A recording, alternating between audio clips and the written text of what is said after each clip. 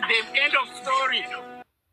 Let's start with this. This is all happening at the Bank for International Settlements, the BIS. The BIS, as it was known, would be the central bank to Europe's national banks. It's a central bank for central bankers. Operates under the rules set by an international body called the Bank for International Settlements. It keeps its head low. It's owned by the same families. Well, I always say the BIS is the most important bank in the world that you've almost certainly never heard of. It's the bank for central banks. It's the banks where they do their banking. The Bank for International Settlements is often referred to as the Bank for Central Banks, shrouded in mystery and power, with an agenda to take full control of your money through one unified ledger and a CBDC globally. There has never been a better time to understand who this entity is and how you can protect yourself. You look at the group of people who meet through the BIS.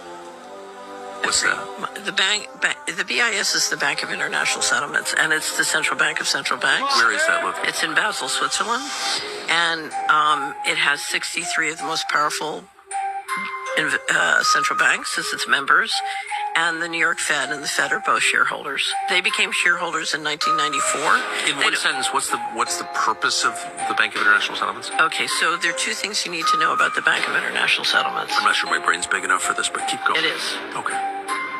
It has sovereign immunity. What does that mean? It's above the law. It's its own country. Right. It's its own country. It has its own police force.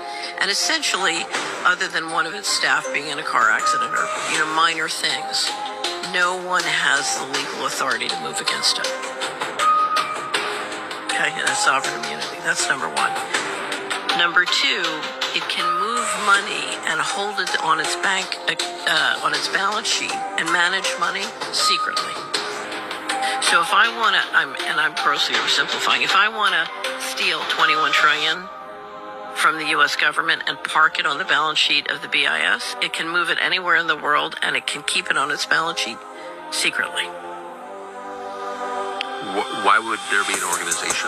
But first of all, where does its power? Like, who empowered it to have sovereign immunity in the right? It was created after World War I and sort of collected its powers and got going in the 30s. And it was created in theory to manage the reparations of the German government. But if you read the real history, it was because the Bank of England and the central bankers wanted an entity that had sovereign immunity. They wanted to be able to move money secretly.